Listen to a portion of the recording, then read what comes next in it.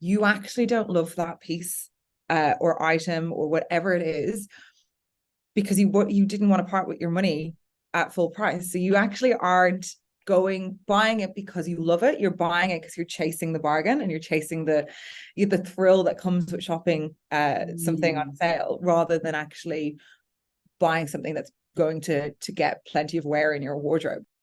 Welcome to Conversations for Change. We're here today with Aoife Loughlin, the Senior Manager of Circular Economy for the Salvo stores. She's had an amazing 10-year experience at Salvo's, spearheading the circular economy movement. She enjoys combining her passion for embracing circularity and consumer behavior, which is why we're here today, and to make sure we can deliver positive outcomes for people and planet together. So a woman after my own heart, driven to create change. Thank you for being here, Aoife. Thanks for having me, Fiona. You're excited so welcome to talk about all things circularity and what we can do. Yes, definitely. So should we start there? What got you into fashion circularity? Yeah, absolutely. It's something that I've been thinking quite a lot about recently, because I don't know that I've intentionally set out on this journey to kind of get here, but have been reflecting on, really, I think that my life has always kind of led to this point, even though I don't believe that I kind of actively sought it out. So, from a very early age, I was always surrounded by fashion. My nana was a dressmaker. She used to make all of our occasion dresses, absolutely everything, communions, and we like all our communion dresses were handmade. And then she'd make all of the cousins an outfit in whatever pattern they wanted to go alongside that. So I inherently understood the kind of value behind the time and effort that went into making fashion. And then she used to pass that on. So I have this vivid memory of myself and my cousin. We were teenagers and we wanted to make a tulle skirt because, it was very Carrie Bradshaw. That was what was in at the time. And we couldn't find anything that was big enough. And she taught us how to sew that. And for her entire life, that passion for fashion and how you could make it. And also just looking at things like the seams and the quality of how things were made was just instilled in us through her.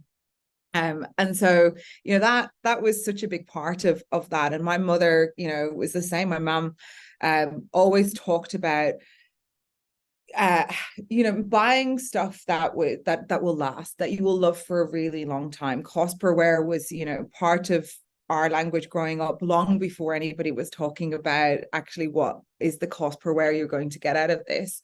And her favorite thing to do is to come with us shopping whilst we spend our money, because that's, she just gets so much joy out of seeing us buy pieces that will be loved and will last in our wardrobe.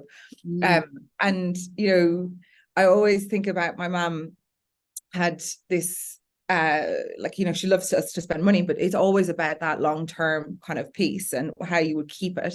So she used to say to us growing up, like, don't buy something on sale, because if you saw that product, and you probably did, at full price, and you chose not to buy it, you actually don't love that piece or item or whatever it is, because you didn't want to part with your money at full price. So you actually aren't buying it because you love it. You're buying it because you're chasing the bargain and you're chasing the thrill that comes with shopping something on sale, rather than actually buying something that's going to get plenty of wear in your wardrobe. So that kind of has stuck with me. Yeah, that's such forever. A thought-provoking story. It's just, and I know we've mentioned it before, and I wanted it to come up now because it's so simple, the experience, but it's so life-changing. So how do you go from, okay, if I didn't buy it full price, why am I looking at it on sale? Is it because I want to win? Like, is it because I'm buying with my ego and not with my intrinsic intuition of what I need, what do I love, what am I going to get the most use out of? It's I want to win or walk away feeling like I've got one over on the shop or the shop owner or someone else. Yeah.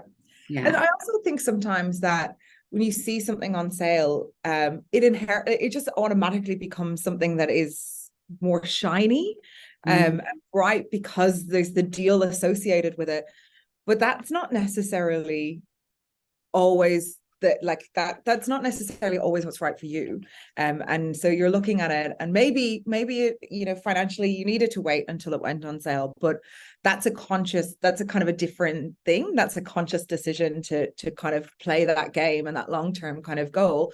But if it's, I saw that, I picked it up, maybe you tried it on and you didn't actually like it all that much, but now that it's 50% off, it's kind of, you start to think, oh yeah, actually I'm going to take that, I'm going to bring that home. That's not the same. That's a really kind of, you've got to take a step back and say, I am never going to wear this. I'm never going to love this. It is not going to last in my wardrobe a really long time as a result of that. So why am I parting with my money? Because it's actually then costing you more money than it is to make that decision. So yeah, that stuck with me always. And just having that kind of, I guess, understanding of how things were made and what am I spending my money on and why I'm buying stuff that's built to last, has always kind of just sat there, probably subconsciously bubbling away, as I tried to figure out where I was kind of heading in life. And we joke in my family that I'm a half nurse, because I did 2 years of nursing, 2 years of a nursing degree. I had no idea what I wanted to do. Absolutely no clue when I was leaving school where I was going to land, what I wanted to Yeah. do, how I was going to get there. And when I was applying for universities, I was just putting down stuff that people said I might be good at, and I went along with it. And I enjoyed the connection in with people and the Mm. conversations that we would have. So we used to spend quite a bit of time in the hospital, on the wards, with patients and having those conversations. And I distinctly remember a placement that I had where there was a young guy around my age, in the hospital, and I sat at the end of his bed every day and played PlayStation with him, and I loved that connection with Oh my people. God, I love that. But I absolutely hated nursing. Like I knew I couldn't do it. Yeah. So I The worked at, connection piece resonated with you. Yeah. yeah, absolutely. And so then I, took a step back, left university, took a couple of years out. I'd worked in retail from a very young age. And then as I was kind of trying to figure out what my next move was, I applied for a degree in retail. So the structure of the education system is very different in Ireland. And so I have a bachelor's degree in retail and services management. And I kind of just thought, well, if I'm going to study business and I'm going to kind of figure out what that is, I know I want to work in retail because that just, it excites me. The challenge is the day, like the no 2 days is the same, that you can do so much with it. So got into that, thought I'd get into buying, but then the realities of spreadsheets became far too much for me. To me about It's not spreadsheets. it's not my jam. And so getting into marketing, and I landed coming out of uni what I thought was my dream job with L'Oreal, where I was like, this is it, makeup, skincare, perfumes, like this amazing massive global company that you can really get your, like, do so many different things in. And it just wasn't for me. I wasn't It's getting definitely through. a good space to be in, starting out also, and like discovering your femininity, but going into that nurturing role of, okay, I want to take care of my skin. I want to look at products from a different point of view and go straight into a full retail avenue. Yeah. And I think, there's a lot to be said for, like, L'Oreal is one of the biggest marketing companies in the world. And they have what is widely renowned as one of the best marketing graduate programs out there. Yes. Yeah, I've And heard. they really do bring you in and they hone your skills. So it was a really valuable experience. It wasn't giving me joy. I wasn't getting enough out of it. And look, I mean, I think part of that was probably that I always wanted to live somewhere else. And so, I had one foot kind of out the door, and it actually accidentally fell came to Australia. I had planned to go to Canada, and long story short, I needed to get a new passport that didn't arrive on time, so I didn't get a visa, and ended up saying, well, in order to pass the time until there's more Canadian visas, I'll go to Australia. And I knew somebody who lived here, and I was trying to figure it out. And I very quickly realized I absolutely love Melbourne. Yeah. And I like that. Kind of knew someone who lived here, but went on a whim. And yeah, I mean, Yeah. because nothing in life is really like, there's very few things in life that's permanent, right? Yes, So exactly. you kind of just have to figure it out and see what happens. And so Yeah. came here, very quickly realized actually I want to continue to build my career while I'm here. And applied for the job at the Salvo stores, not really knowing anything, because I grew up in Ireland. We don't have, I mean, there's a small Salvation Army presence, but it's a Catholic country. It's not, a huge thing. And so it wasn't big in the UK either until I suppose maybe like the 90s. Yeah. And I mean, for me, like, and growing up in Ireland, I mean, we're the home of Primark. We created Primark, that's our Forgot about that badge actually. of honor, right? Like we wear that like Yeah. so proudly. Growing up, everyone would, if you complimented the outfit, that there's actually like a response going, thanks, pennies, because we call Primark pennies in Ireland. And it was, you wore it as it's a badge of honor. We called it Primani. Yeah. And we didn't have this kind of secondhand culture of shopping other people's stuff. It wasn't inherently part of it. But what excited me about taking on a role here was, oh well, yeah, but you could reframe how people think about that. And TK Maxx is massive. So what if people started to think about secondhand is actually just all of this random stock that kind of comes in, and you can kind of get that fun bargain and adventure as you kind of navigate through that. And without knowing kind of too much about the impact that the Salvos had. And once you get in and you're open, the doors open to you, to the work that's happening on the ground here, in the social kind of outreach programs that occur, it's very hard to kind of not get really excited about the work that you're doing in retail. And then, our teams on the ground, like you get to meet the store teams and get to know them. And they'll say hi to you. I just passed one of them in the street, and she stopped me to say hello, and that's really cool. The people here are just incredible. So you start to kind of learn.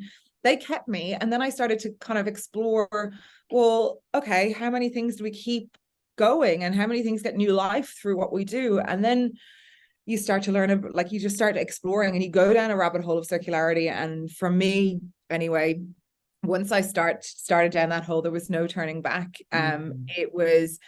I was already kind of, astutely aware of the realities of what was happening behind, particularly the fashion industry.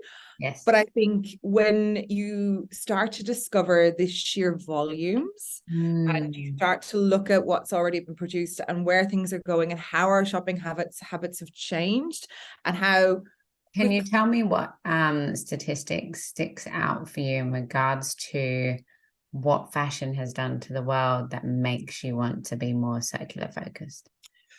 Oh, I know there's so many. There's so many. There's so many. If you could pinpoint one, what would it be? I think the one that kind of really gets me, that is, I guess, beyond just a local Australian one, is that it's currently estimated that there's enough clothing that has already been produced to clothe the next 6 generations of the human race. And that is, wow, that's huge. It's staggering. And you just think, well, we're continuing to buy, we're continuing to make. It's 1.42 billion new items of clothing brought into Australia each and every year. And you think, well, how does this, what are we going to do? Something has to give here.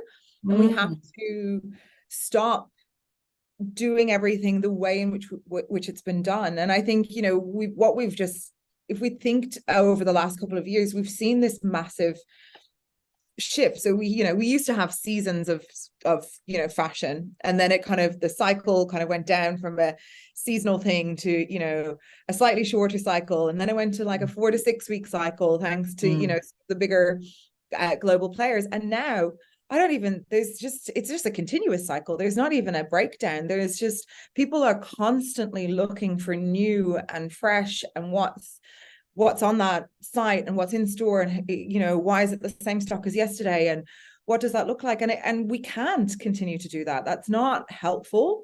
And then I always think about, okay, well, we're shopping and we're trying to find all this stuff, and some people are very trend driven, but trends are all cyclical anyway. So the 90s trend, when that came back into, that's all in the secondhand stores anyway. So why would I be trying to kind of go out of my way to get that when I can go and buy some really cool vintage, or not even necessarily vintage, just something that's been sitting in somebody's wardrobe for a really long time, and that can hit the mark on meeting whatever your fashion kind of curated look and feel and vibe is, not having to worry, like not having to think about what that new impact is, because I'm trying to kind of keep it in circulation. And look, none of us are ever going to be able to get to 100% of our wardrobes being secondhand. That's really, what does yours look like at the moment? What does your wardrobe look like? Oh, I would say my wardrobe's probably because we have to be a sustainable advocate. Our wardrobes are totally different. So, but we also have to take accountability for our previous actions. Absolutely. And my wardrobe is probably about 70 to 80% secondhand. Okay. It's, it is significantly higher than I think most people's, or where it's kind of going to be. But I have worked in secondhand retail for 10 years, and I've been fortunate enough to be able to do that. Most of the other stuff in my wardrobe that is not in that kind of secondhand sphere is 5+ years old, because I'll buy stuff that I love and then I'll keep and redo. But also I make a commitment to myself to look at my wardrobe every couple of months. And so there's always a bag in my house, in my bedroom, near my wardrobe, for donated products that I'm going to donate. So keep it there. I take a look at stuff, and I ask myself honestly, like, if I don't look at kind of seasonality kind of things, like, okay, those are really definitely summer tops, and I'll be freezing in Melbourne in winter wearing that.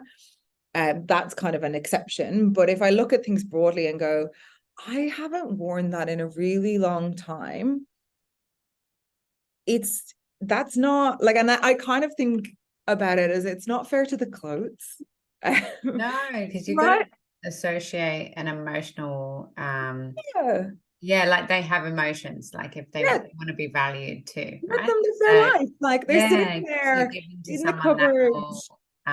Value them just as much as you did in the initial time that you had with them. I always think, like, how is that fair to that item of clothing? And even like, because you do kind of attribute that emotion to the item, but like maybe we could do a hashtag on this and say clothes have feelings too.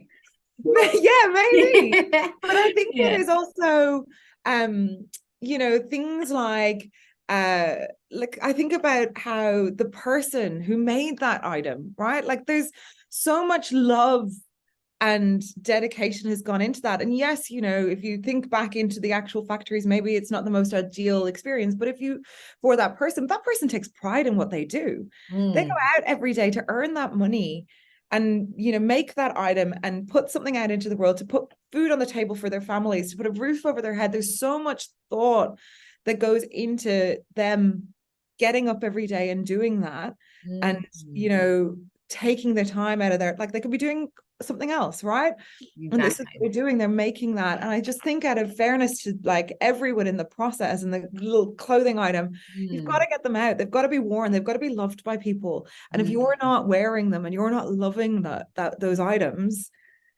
then are we really doing ourselves and our wardrobes justice?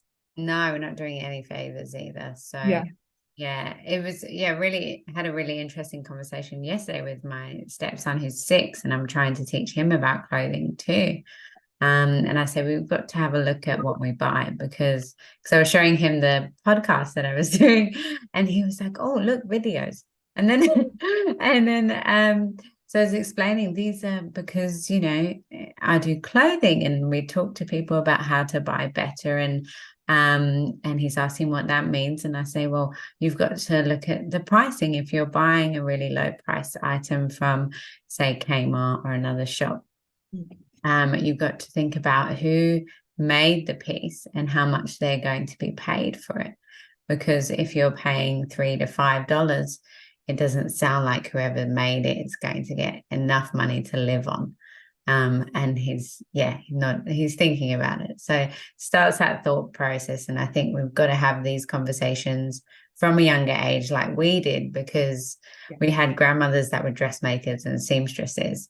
And we looked at things like seams and hemlines and how well things were stitched to know whether they were good quality and worth the price. So it was, and then if it was like really good quality and it was a really low price, and it's like, oh, are they getting paid for this, or is someone getting exploited in the meantime? That's things we need to think about. Absolutely. And young kids are so open to it, and they're so invested in this conversation. My friend's niece asked me a question a couple of weeks ago, and she said, "What do you do?" And I said, "Oh, well, I work in a job that helps figure out how to keep the stuff that we've already made going through as many different lives as possible." And she went, "That's so cool. That's really good. So this is what I do," and started listing off all the things that she does in her life that, she feels makes a positive difference to the planet. And she's like 8. And I just think, how great is that? Like, that's not like that I can just say, oh, this is my job. And that's actually not even seen as this odd thing. It's this young 8-year-old girl is going, that is a really cool thing to do. I just think that shift is there. Those kids are so open to it. But in order how do we shape them in a way that we kind of try and stop or prevent the impulse action of buying? So say if they go to a shop like, Coles or Aldi or Woolies, because they're going to go in and see what's on the front shelves without grabbing it. How do we prevent that action? What kind of behaviors do we need to instill in our children? Gosh, it's such a hard one, right? And I'm not a parent, so like I'm you're qualified. in the consumer behavior space. So it's Yeah. like, how do we shape that behavior from a young age? Absolutely. I mean, I think for me, it comes down to it's, we have to teach patience in kind of right. So we have to have delayed gratification. We have to kind of put in place those things that happen where you just don't instantly get that buzz and that hit from, participating in something quick and simple. Like, there's actually the reward comes longer term. So how we set our kids up to succeed and get that kind of reward system and dopamine hit and all of those things that come with, being able to buy something, but actually how do you build it out long term and, demonstrate that. And I think, part of that is the cost, the actually understanding the value of a dollar, right? Yes. From a very young, I worked from the age of 14. I was put my hand up and I asked my parents if I could work. I was like, I want a job. I want to earn my own money. I always wanted to understand how much something cost, because if I was told, oh, well, no, you can't have that because, that's too much money and that's too this, then I wanted to understand, well, why? Like, how does that happen? How come it's too much money? And then you start to earn, I think I was getting £3 through Irish back in the days of punts, £3 an hour, right? So you can imagine, like, oh, Sunday. I was getting that too in my first job when I was like 16. Yeah. And so you're getting on a Sunday shift, you're getting like £3 an hour. It's cash at the end of the day. And if you get increased to like £5, I think when I left England, I was getting paid £6.10 in retail. Which was like, I was like, oh, that's a lot. Yeah, right. But then you thought you were earning good money, right? And then you took home your pay packet and you went, oh, well, I want to buy myself this. And then you went to the shops and realized actually it doesn't go very far. I know. But once you've got like petrol in a sandwich, it's gone. Absolutely. And so like whatever way you engage your children in kind of earning kind of pocket money or whatever that looks like, it's a case, like for me, I'm like, without kind of denying them absolutely everything, but like, how do you Mm. get them to understand that that's the money they have for that week, and when it's gone, it's Mm. gone. I've seen some TikTok videos recently actually where the parents are sitting down with a sheet and they say, okay, so you've got all of these expenses, and this is the money that you have. So how much do you think you're going to have? So say you've got $800, that's what you've got out of your pay. Mm. How much do you think you're going to have after insurance, after your Mm. car, after groceries, Yeah. after bills, after rent? And these kids are going, I can't make this work. And they're saying, yes, but this is the reality of a lot of people. And this is the reality of this household. And so that's why, you kind of got you're not getting absolutely everything straight away. Sometimes you've got to save for that and, Mm. make that happen. And, I don't think there's anything You wrong feel with like you've earned it as well, like you've fought for it. that.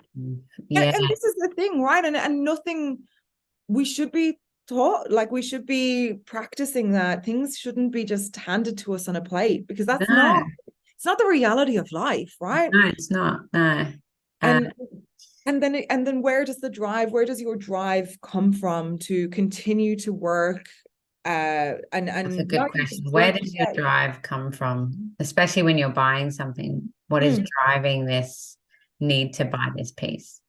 Yeah, and like where does the drive to continue to, grow and learn and figure things out? You've got to, the drive, that all of those things, like what's driving our behaviors to do various different things. You've got to Mm. kind of sometimes sit back and ask the why and try and reflect on that from an Be internal curious. kind of, yeah, Yeah. perspective. And then even asking your kids the why, like if children want something, well, why? Like, what is it? What's Mm. missing? What is it going to solve? Okay, well, that's You have to give me a valid reason. Yeah. And and it's that's not and because your mate got it or, you're not a follower, you're a leader. That's, yeah. And, yeah.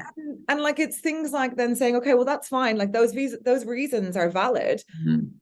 But in order to get to that point, these are the steps we have to take to get there. So that's not just a case of, okay, well, they want it, they've given a valid reason, that so they get it, because that's, Mm.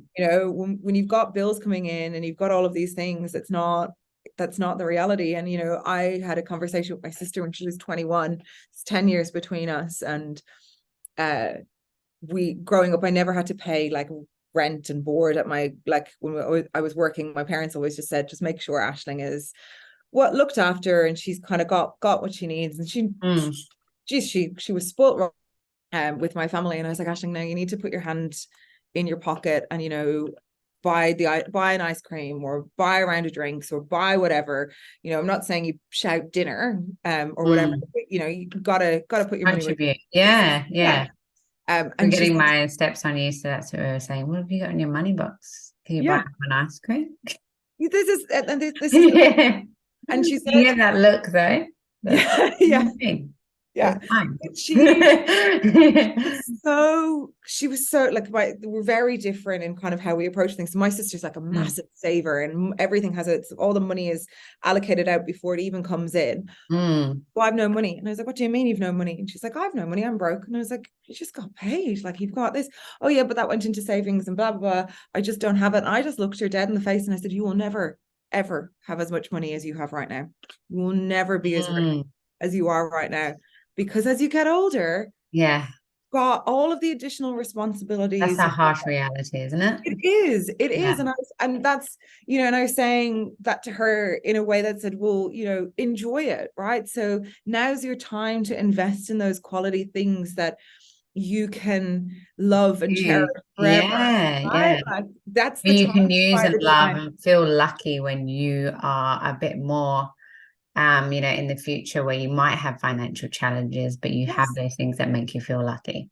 Yeah. Exactly. Like buy the Mm. designer handbag that you've been lusting after for 20 odd years, or Yeah. since you were a teenager. But like A invest, sustainable designer, yeah, preferably. preferably. But then buy it and keep it and love it Yeah. and take care of it, and make it, wear it, like don't put it away. Mm. Again, wear it on the days that you don't feel great, because Yes.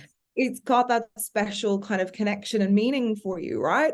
Right. Because longer term, you are going to have to think about what you're spending your money on, where you're spending your money on, what you're spending your money on, things, where you're spending them. And, the thing about that is that, you know, that does make it difficult when you're trying to make more sustainable circular choices. It's Mm. harder to do because, you know, the stark reality is that right now sustainability as a whole, That's such it's, a good you know, point. Yeah. yeah, it's So a, to everyone who's living at home out there, or who is in a financial position where they can save, maybe put like 10% away to buy a sustainable piece, to invest in a local brand, yeah. or secondhand, so you can elevate charity shops like Salvos, and make sure that you're contributing when you can. And Mm. then when you can't, you've got those pieces and you've got that impact behind you that can really drive those lower days.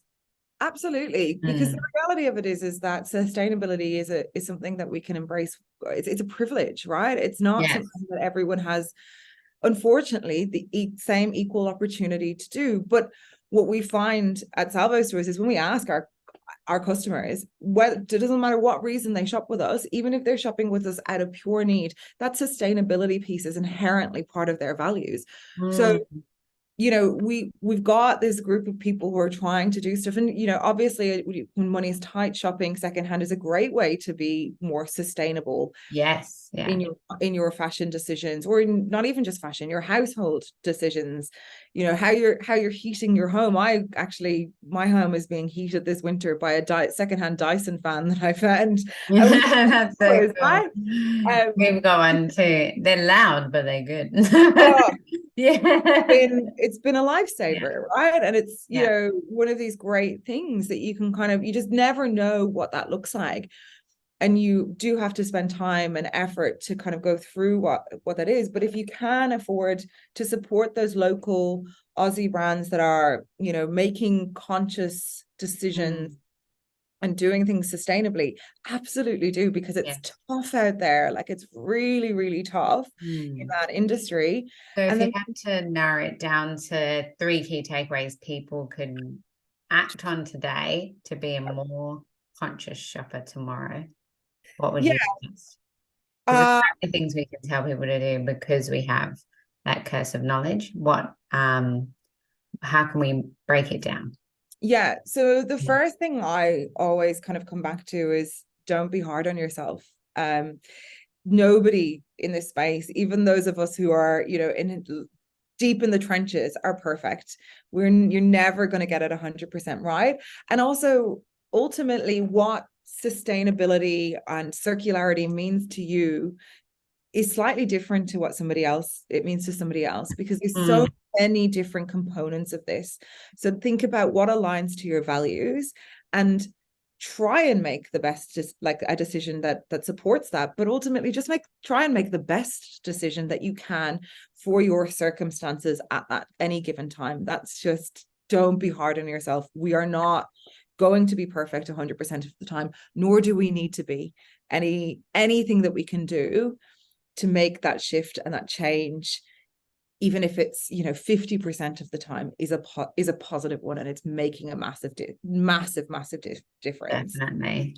Then I would think about, the other thing I would do, probably the second point, is when you are looking for something and you're trying to maybe buy, you know, a dress for an event, or, you know, some household goods, think about whether or not that's something that you can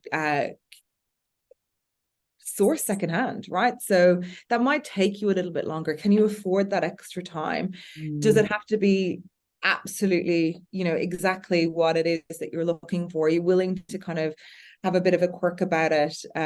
You know, but really just think to yourself, can I actually seek access that secondhand? And if I can't, well, what brands align to my values and the belief systems that support that, and can I make a conscious decision to do that? And that does ultimately, both of those two things do ultimately mean that you slow down that purchasing behavior, because you have to stop and think and act, and maybe save a little bit more for it, or maybe take a bit longer to source that. Mm. So inherently you're going to kind of slow down that consumption anyway, by Mm. taking those kind of more mindful approaches Yes. to how your buying behavior, what that looks like. And the third is to get that stuff out of your wardrobe that you don't love. Donate it. There's life left in It's it. dragging you down, isn't it? Just to get it out. Absolutely, right? Like get those Yeah. regular wardrobe clear outs. Think to yourself, do I absolutely love this? Am I going to wear it? Why haven't I worn it? And can somebody else love this piece? Is it going to go to a new home Yeah. where it can be loved by somebody else? Can it be cross seasonal too? So I always look at that Yes. and say, am I buying for maybe only buy for 2 seasons instead of for 4 seasons, so summer and winter, Yeah, and not overload your wardrobe with 4 seasons and things you have to keep putting in storage and having to keep rotate. Um, absolutely. and because it's such a mind hog as well. It takes up space in your mind and your Yeah, focus time, and where you could be, doing more high level thinking or things that you actually enjoy, like taking time off and reading and completely. And allowing I yourself. completely Yeah. agree with that, Fiona. Like Mm. I try not to buy something Mm. if I cannot wear it summer and winter. Yes. Um, because Is it a layering piece or is it, yeah, something like how do just you make like, it yeah. how do you make it work, right? How do you Mm. make it work? I don't like the idea of having like multiple, not even just seasonal wardrobes, like a work wardrobe and a casual wardrobe and a this wardrobe. I'm like, they're all just clothes, they all need to be Nice. worn, right? Buy what you love and wear the human clothes, right? Wear Yeah, them, enjoy yeah, them. Like exactly. that's what they're meant to do. You Yes, build a wardrobe around stuff that you love and you cull it to kind of have stuff that's the stuff that's not in there anymore that you don't love. Then yes, you're going to get more wear out of everything that you have. And so absolutely kind of clear out the wardrobe. Start, if there's one thing that you even do after listening to this, start fresh. Go into mm, your wardrobe, clear it out, and then figure out what's missing out of the pieces that you love and how are you going to go about approaching that, whether that's secondhand or through kind of more sustainable local brands. yeah, perfect. That is the best answer I could think of.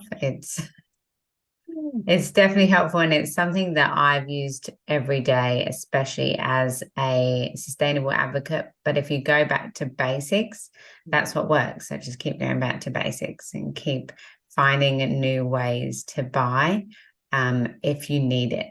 Yeah, And just ask the right people, like reach out to Aoife, reach out to myself if you have any questions. How do we become more circular? How do we become just better people through our purchases as well? So it's just about who do I want to become and how do I get there? absolutely. Yeah, yeah. Thank you so much. This has been amazing. Thank you for having me. I've really enjoyed the chat. I feel like my mind is like, yeah, I've got so many more questions, but I'll leave it at that. And I'll let people reach out to you. So where can we find you if we have more questions? Yeah, you can reach out Mm. to me. Probably the easiest for you all is on Instagram at Aoife Salvo Stores. Okay. AIFE.